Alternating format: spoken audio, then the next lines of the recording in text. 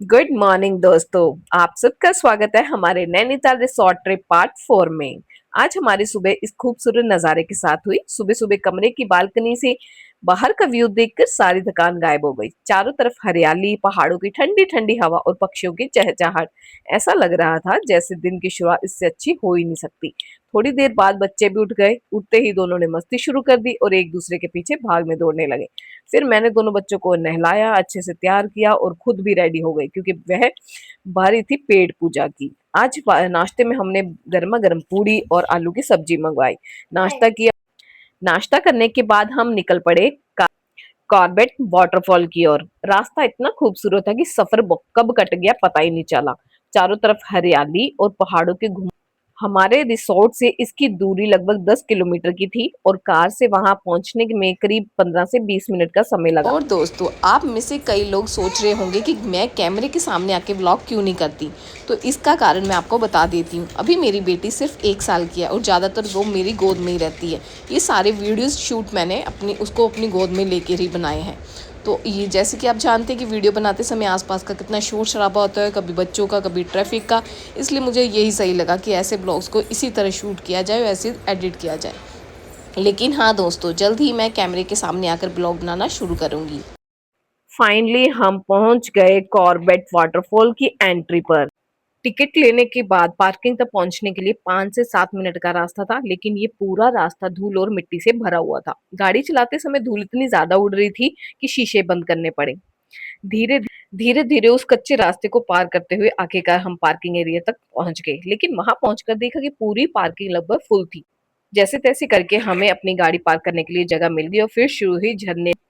अब असली चैलेंज शुरू होने वाला था क्योंकि पार्किंग से झरने तक करीब 300 से 400 मीटर चलना पड़ना था और हियान के पापा की तबीयत ठीक नहीं थी।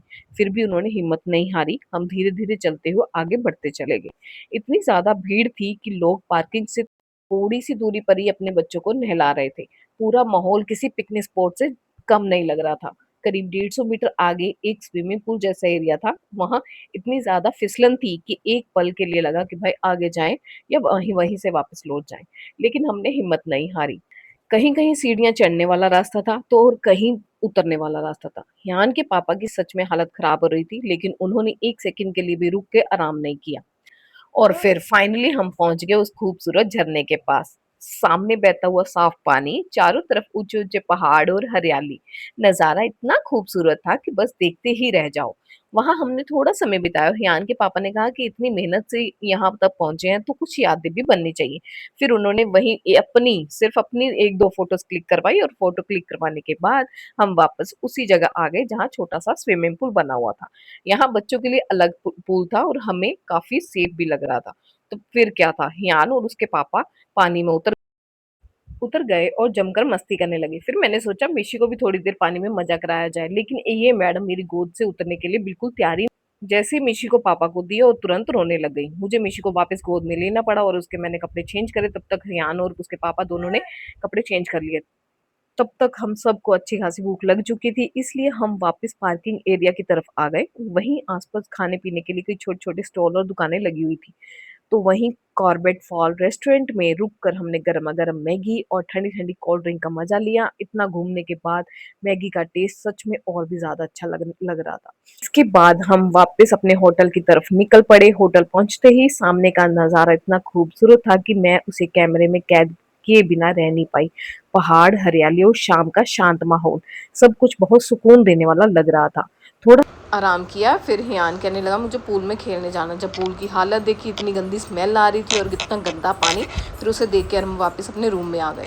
तो शाम को सूरज ढलने के बाद बच्चों का मन हुआ प्लेग्राउंड में खेलने का, और उसी समय वहाँ कुछ लोग आके बैठ गए और तेज आवाज़ में म्यूजिक चला रखा था। वे अपनी पार्टी में व्यस्त थे, इसलिए हमने अपने बच्चों के साथ कमरे में ही रहना आरामदायक और सुरक्षित समझा। फिर क्या था, मिशी और हियान ने कमरे में ही खूब मस्ती की। हमने भी सोचा कि आज का डिनर कमरे में ही ऑर्डर कर लेते हैं।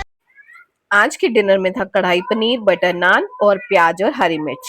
लगभग 10:30 बज के आसपास माहौल, बाहर का माहौल भी शांत हो चुका था। हमारी मूवी को भी खत्म होते 11 बज चुके थे। अब पूरे दिन की थकान के बाद आराम करने का समय था। अगर आपको आज का व्लॉग पसंद आया तो लाइक करे, कमेंट करे, सब्सक्राइब करना मत भूलिएगा। अपना और अपने परिवार का ध्यान रखिएगा। जय हिंद, बाय बाय।